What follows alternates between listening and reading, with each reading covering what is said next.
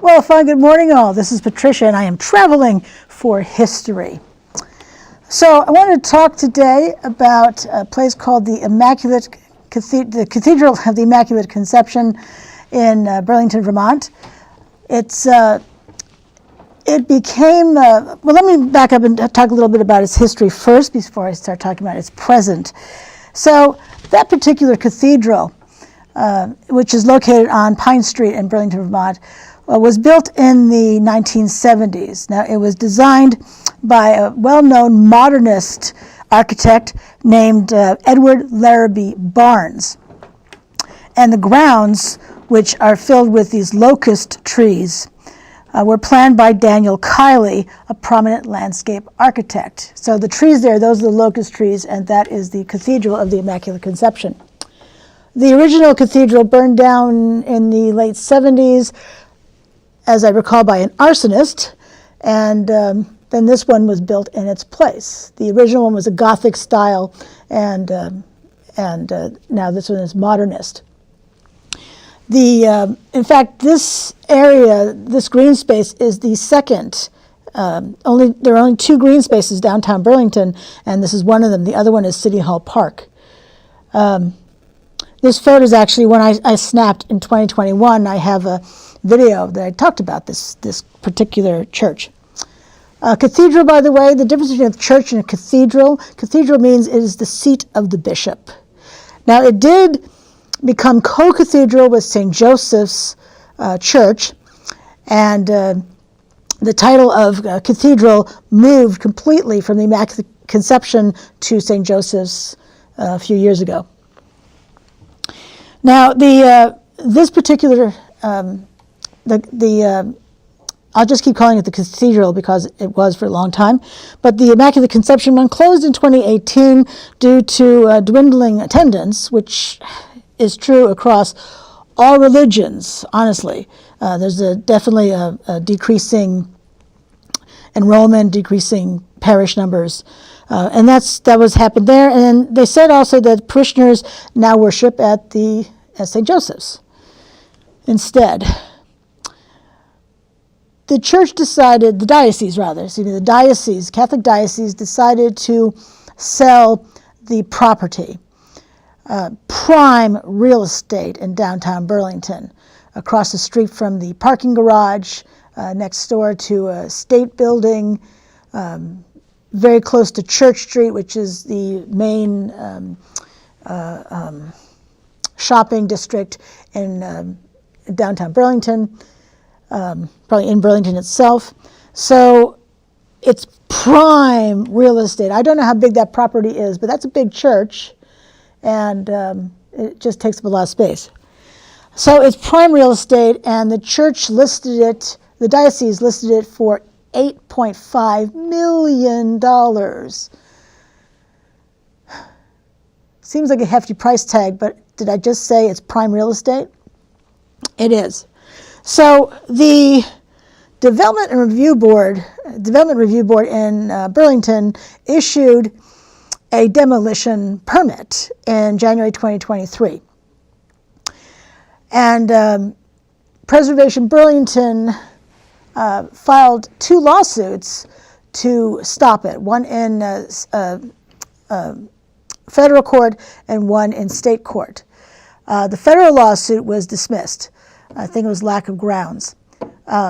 Preservation Burlington, in case you don't know, is a 501c3 nonprofit organization whose mission is to preserve historic architecture and the livability of our neighborhoods through education and advocacy. And I hope next month to have a guest on from Preservation Burlington to talk about this and a few other advocacy projects they're working on.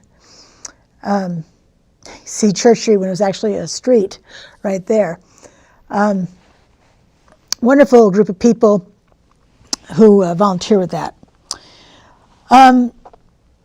So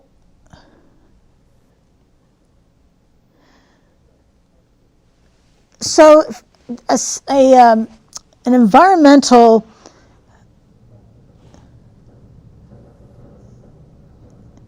a judge in environmental court stated on February 7, 2024, yes, the parish can demolish the church because there's a state law that exempts religious buildings from following zoning ordinances, zoning laws. I don't know why that's in place, and it makes me wonder why it's in place. I have filmed churches around Vermont,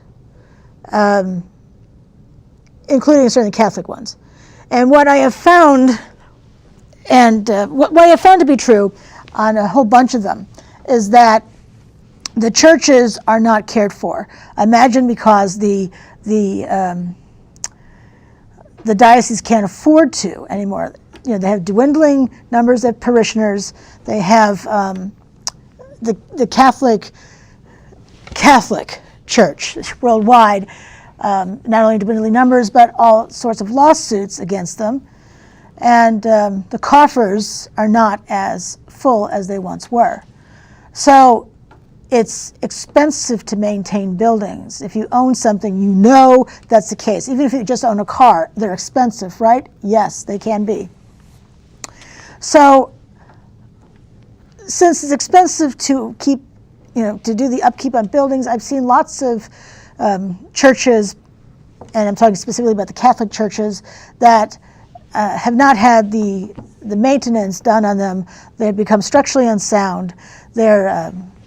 Were they decommissioned as a church? Deconsecrated as a church, and then put up on the market. And I have to wonder if the Cathedral of the Immaculate Conception here is structurally unsound.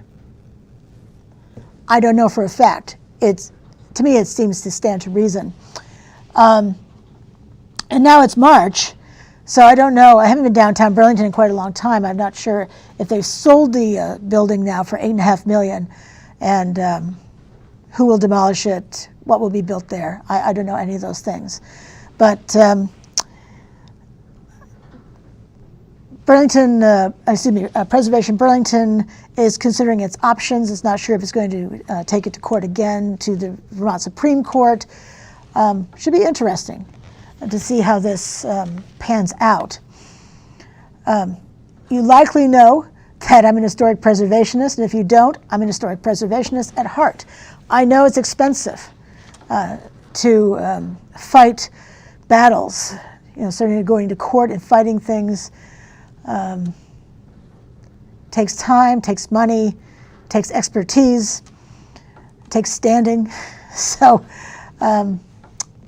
fascinating, and yet, wow, just so sad. And this is from Preservation Burlington itself about, let's save this building. And I'm thinking specifically too, especially the green space.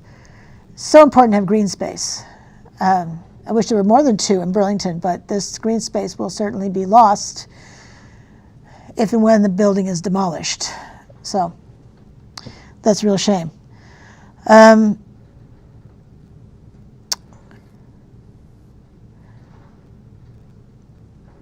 So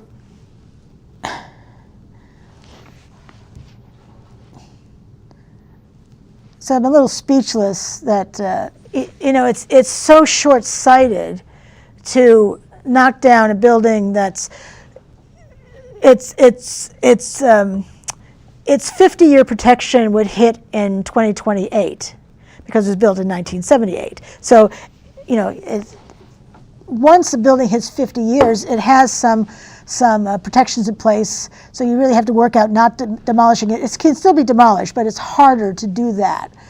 And it's just 4 years away from that.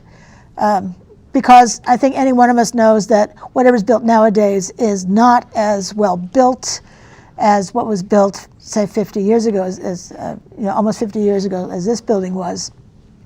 So anyway, speaking as an historic preservationist, I'll be sorry to see it go. I'll be sorry to see the green space go, and yeah. But the law apparently is clear. According to the environmental judge, it is abundantly clear that this is the law, that religious buildings are exempt from zoning laws here in the state of Vermont. So that's that. So next month, I hope to have Ron Wanamaker from Preservation Burlington on the show, where we can discuss this in more depth and detail, because when we were talking about this and other advocacy pieces that Preservation Burlington is working on, he said, well, if you want to talk advocacy, I'm the advocacy guy. So it'll be fun to talk to him.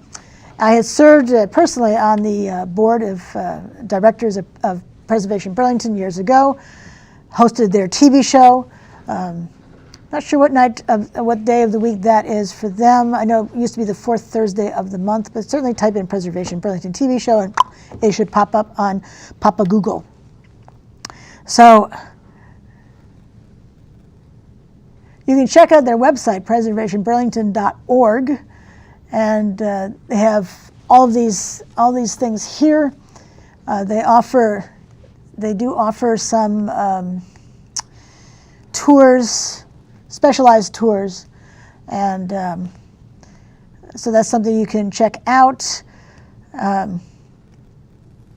I had hosted their TV show a bazillion years ago, well, like the mid-2000s, so yeah, a bazillion years ago, and they have a link so you can watch those shows on this channel. I've interviewed a lot of interesting guests over the years, so yeah, you can check that out too.